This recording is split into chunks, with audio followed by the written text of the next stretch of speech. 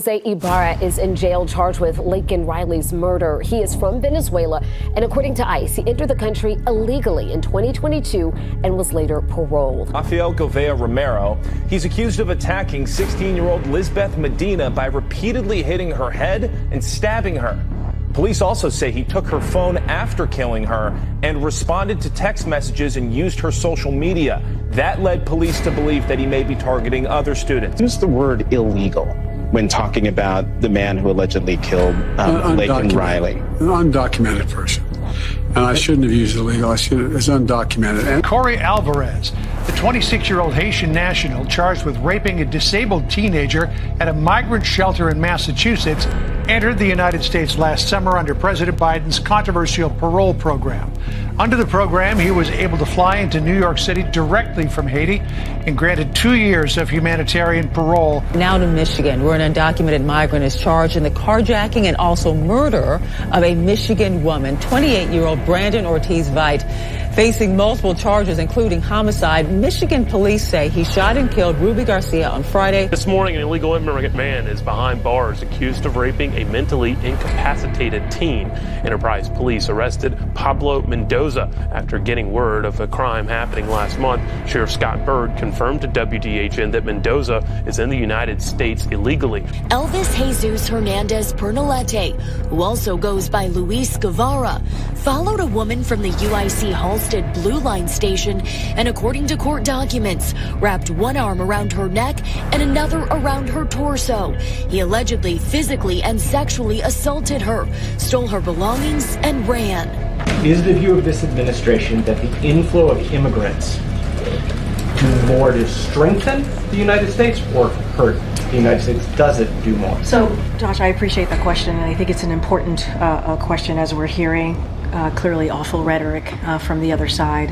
But what we know, what this president believes, and you've heard this president say this before, is that we know immigrants strengthen our country. In D'Iberville, a man's been arrested and charged with voyeurism after police say he was found in the women's bathroom in Walmart. 20-year-old Jesler Perez from Guatemala. A victim of a deadly hit-and-run crash over the weekend has been identified as a longtime staffer of U.S. Senator from Nevada, Catherine Cortez Masto. As we've reported, police arrested 18-year-old Elmer Rueda Linares, who's accused of hitting him.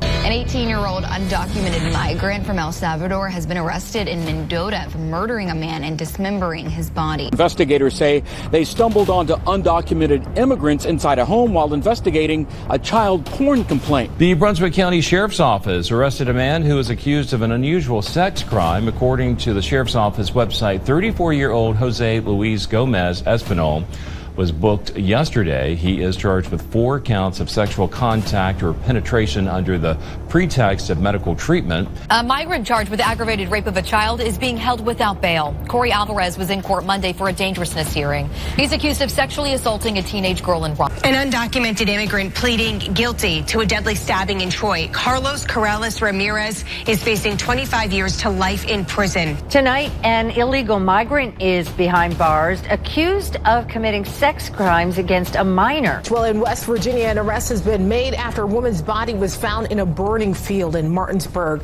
Deputies say the suspect in the murder is David Antonio Calderon. They say he is from El Salvador. A grand jury is set to meet today to decide the next steps of a case of an illegal immigrant who allegedly committed sex crimes against a 14-year-old girl. Officials say he's a Venezuelan citizen who's here illegally.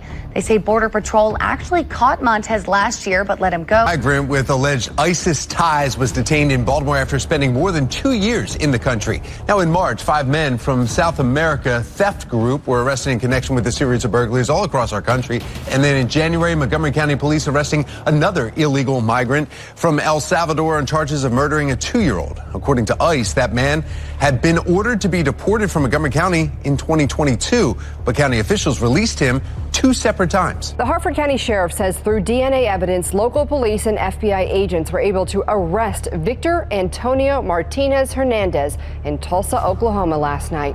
According to officials, Martinez Hernandez entered the U.S. illegally last year from El Salvador, where he was wanted for murder. The semi-truck driver arrested in the deadly crash on Highway 285 was in the country without proper documentation. Immigration, Customs and Enforcement says he returned to Mexico at least 16 times. Tonight here in New York City, the NYPD arresting the suspect after a horrific daytime sexual assault of a 13-year-old girl in a park. This photo, obtained by ABC News, shows police detaining Christian Giovanni Ingalandi early this morning. The migrant from Ecuador entered the U.S. illegally in 2021 through Eagle Pass, Texas. New information regarding a kidnapping out of Cass County, Indiana.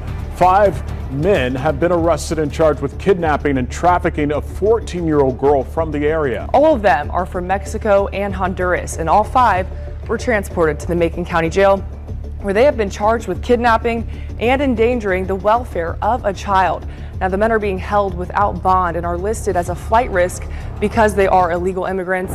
What I won't do, I'm not going to treat any of these people with disrespect. Look, they built the country.